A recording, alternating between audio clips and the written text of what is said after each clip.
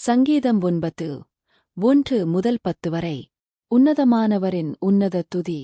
கர்த்தாவே, என் முழு இருதயத்தோடும் உம்மைத் துதிப்பேன். உம்முடைய அதிசயங்களையெல்லாம் விவரிப்பேன். உம்மில் மகிழ்ந்து களிகூருவேன். உன்னதமானவரே, உமது நாமத்தைக் கீர்த்தனம் பண்ணுவேன். என் சத்துருக்கள் பின்னாகத் திரும்பும்போது உமது சமூகத்தில் அவர்கள் இடருண்டு அழிந்து போவார்கள். நீர் என் நியாயத்தையும் என் வழக்கையும் தீர்த்து நீதியுள்ள நியாயாதிபதியாய்ச் சிங்காசனத்தின் மேல் வீற்றிருக்கிறீர். ஜாதிகளைக் கடிந்து கொண்டு துன்மார்க்கரை அழித்து அவர்கள் நாமத்தை என்றென்றைக்கும் இல்லாதபடி குலைத்துப் போட்டீர். சத்துருக்கள் என்றென்றைக்கும் பாழாக்கப்பட்டார்கள். அவர்கள் பட்டணங்களை நிர்மூலமாக்கினீர். அவர்கள் பேரும் அவர்களோடே கூட ஒழிந்து போயிற்று. கர்த்தரோ என்றென்றைக்கும் இருப்பார்.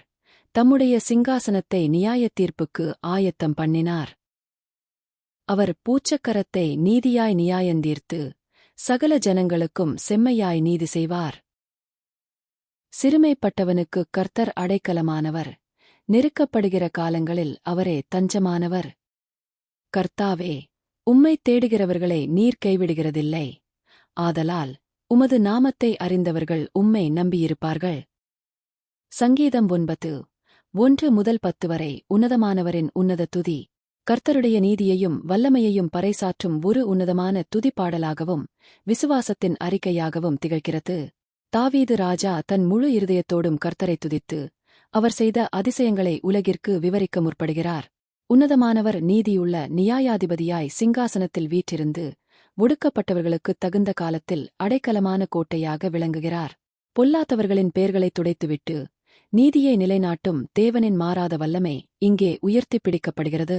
உமது நாமத்தை அறிந்தவர்கள் உம்மை நம்பியிருப்பார்கள் என்ற உன்னத வாக்குத்தத்தம் நெருக்கடியில் இருக்கும் ஒவ்வொரு விசுவாசிக்கும் பெரும் நம்பிக்கையை அளிக்கிறது. சிறுமைப்பட்டவர்களின் கூக்குரலை அவர் ஒருபோதும் மறப்பதில்லை என்பதையும் ஏழைகளின் நம்பிக்கை வீண் போகாது என்பதையும் இச்சங்கீதம் உறுதிப்படுத்துகிறது. உலக நாடுகள் யாவும் கர்த்தருக்கு முன்பாக வெறும் அழியக்கூடிய மனிதர்களே என்பதை உணர்த்தி தேவனுடைய இறையாண்மை கம்பீரமாக வெளிப்படுத்தப்படுகிறது. நெருக்கடியான காலங்களில் கர்த்தர் ஒரு உயர்ந்த புகலிடமாயிருந்து தம்மை தேடுகிற பிள்ளைகளை ஒருபோதும் கைவிடுவதில்லை. சீயோனில் வாசமாயிருக்கிற கர்த்தரை துதித்து அவருடைய மகத்துவமான செயல்களை ஜனங்களுக்குள்ளே அறிவிக்க இப்பாடல் நமக்கு அழைப்பு விடுக்கிறது.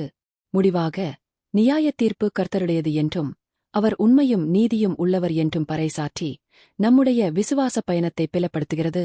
ஆமென்.